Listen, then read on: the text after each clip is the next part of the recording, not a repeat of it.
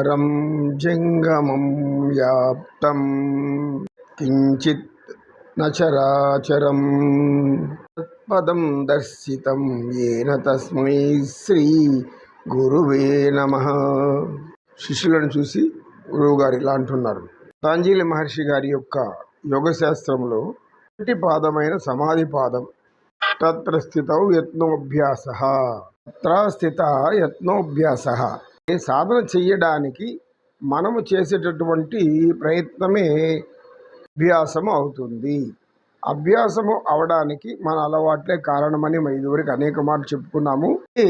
అతి ముఖ్యంగా ఏం చెప్పుకోవాలంటే, ఎందుకు చేసుకోవాలి సాధన యొక్క చిత్తవృత్తులను ఎందుకు మార్చుకోవాలి, స్వభావాన్ని ఎందుకు మార్చుకోవాలి, నాకు ఎలాగైనా జీవించడానికి స్వేచ్ఛ ఉంది, స్వాతంత్రం ఉంది, మీరెవరు నన్ను మారమనడానికి అని అనేక మంది కూడా అంటూ ఉండడం మనం వింటాం.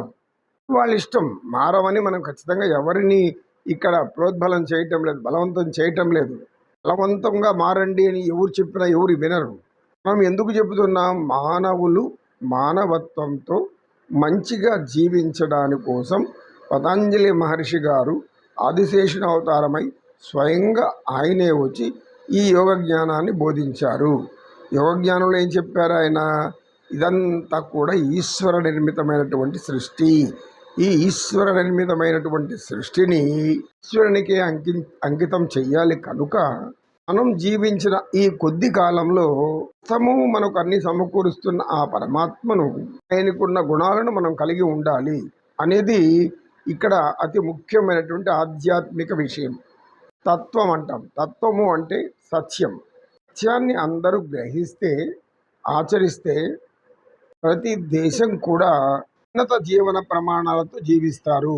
ఆ యొక్క దేశంలో ఎటువంటి అరాచకాలు ఉండవు, ఎటువంటి ప్రకృతి వైపరీత్యాలు ఉండవు.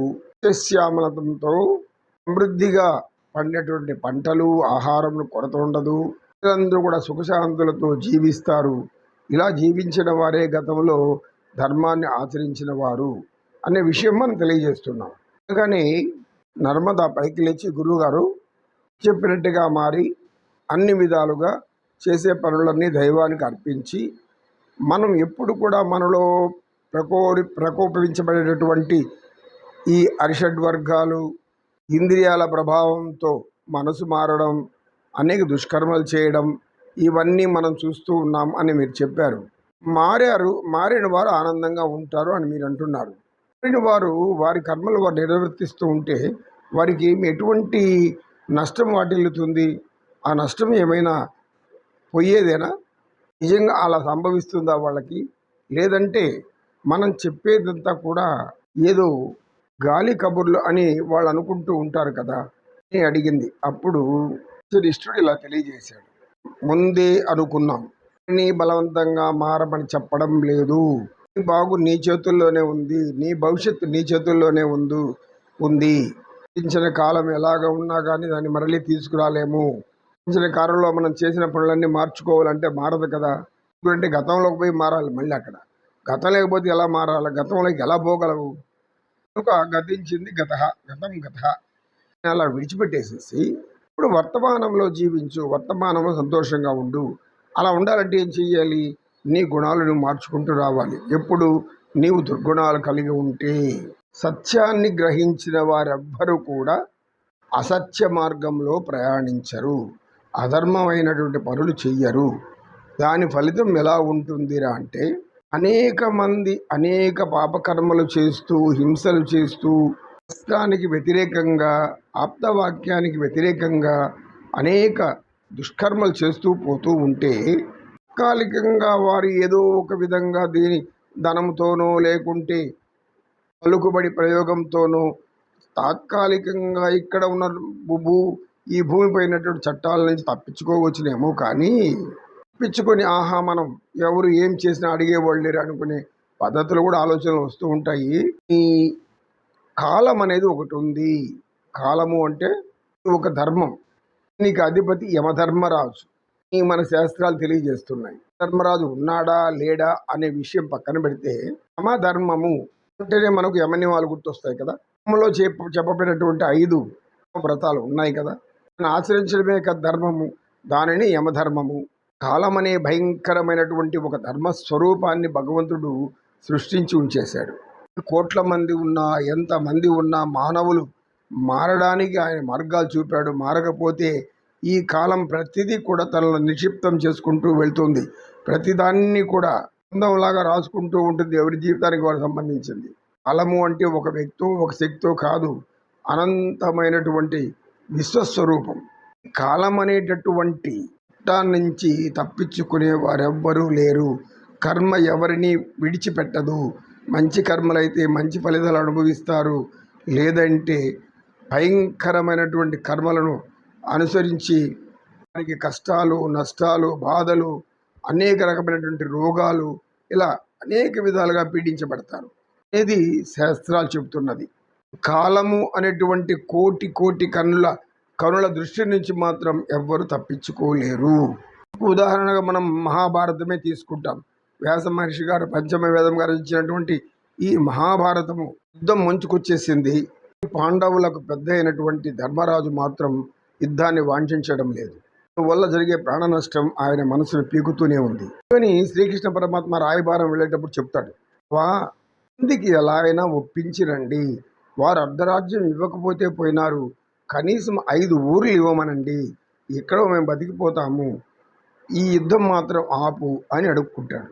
పరమాత్మ అక్కడికి వెళ్తాడు. ఇదంతా మనకు తెలిసిందే. ఆత్మ ఎన్ని మార్లు అనేక విధాలుగా చెప్తూ ఉన్నా కూడా ఈ దుర్యోధనుడు మారడు. వాళ్ళ దృష్టి చతుష్టే మారదు. దానికి ధృతరాష్ట్రుడు కూడా నోరు తెరవకుండా గమ్మునే ఉంటాడు. భీష్మాదులు కూడా ఊరికే మాట వరకు చెప్పినా వారు గట్టిగా నొక్కి చెప్పలేకపోతున్నారు. ఇప్పుడు శ్రీకృష్ణ పరమాత్మ ఒక మాట అంటాడు. ఆ మాటను కానీ వింటే జ్ఞానం ఉన్నవాడు ఎవ్వడు కూడా వచ్చిన పరమాత్మే స్వయంగా చెప్తున్నాడని గ్రహించలేకపోరు. ఏమంటాడంటే, అలుగుటయే ఎరుగని ఆ మహామహితాత్ముడు ఆ అజాత శత్రువే అలిగిన నాడు సాగరములన్నీ ఏకము కాకపోవు. మాట తీవ్రత అర్థం తెలుసుకుంటే భయకంపితులవుతారు. ధర్మరాజు యొక్క అంశమున పుట్టినాడు కనుక ఆయన ధర్మపరుడు. ధర్మరాజు ఆయన కూడా కాలస్వరూపమే. అతనికి సామాన్యంగా కోపం కానీ ఆవేశం కానీ ఏమీ రాదు. చాలా శాంతియుతమైనటువంటి వాడు. కృష్ణ పరమాత్మ అదే చెప్తున్నాడు అక్కడ. మీకు ఇంతవరకు చెప్పాను వినలేదు, ఇప్పుడు చెప్తాను వినండి. ఇప్పుడు కూడా కోపం రానటువంటి ఆ అజాత శత్రువు ధర్మరాజు కోపం వస్తే ఏమవుతుందో తెలుసా? ఈ భూమి అంతా కూడా అల్లకల్లోలం అయిపోతుంది. సముద్రాలన్నీ కూడా ఏకమైపోయి మొత్తం ప్రపంచాన్ని అంతా కూడా భస్మీపటనం చేసేంత శక్తి ఆ ధర్మరాజుకు ఉంది. కనుక ఓ దుర్యోధన, దుశ్శాసన, అందరూ గ్రహించాల్సింది, మంచితనాన్ని మీరు చేతగాంతనంగా తీసుకుంటున్నారు. కోపం వస్తే మీరెవ్వరూ కూడా ఇక్కడ ఈ భూమి మీద మిగలరు అని అంటాడు. తర్వాత యుద్ధం జరుగుతుంది. యుద్ధంలో భీష్మ, ద్రోణ అందరూ ఒక్కొక్కరు చనిపోతూ ఉంటారు. వరకు దుర్యోధనుని వంతు వస్తుంది. భీముడు తొడలు విరగొట్టి పడేస్తాడు. విరిగిపోయి నడవలేని పరిస్థితుల్లో, లేలేని పరిస్థితుల్లో పాక్కుంటూ అతి భయంకరంగా ఏడుస్తూ దుఃఖం అనుభవిస్తూ ఆ నరక బాధను అనుభవిస్తున్న ఆ దుర్యోధనుడు ఎవరు అతని దగ్గరికి రారు. అతనికి తగిన శాస్తి జరిగిందని అందరూ అనుకుంటూనే ఉంటారు. భయంకరమైన జీవితంలో అతనిని చూస్తూ ఎత్తుకొస్తున్నాయి తోడేళ్లు, నక్కలు, ఆయన ఆకాశంలో గరుత్మంతులు, ఆకులు ఇవన్నీ ఉన్నాయి చుట్టుకొని.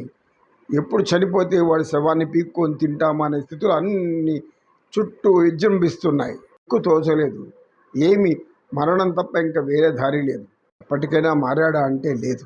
ఆచార్యుడి యొక్క కుమారుడి అశ్వత్థామను రమ్మని చెప్పి ఏం చెప్తాడో తెలుసా?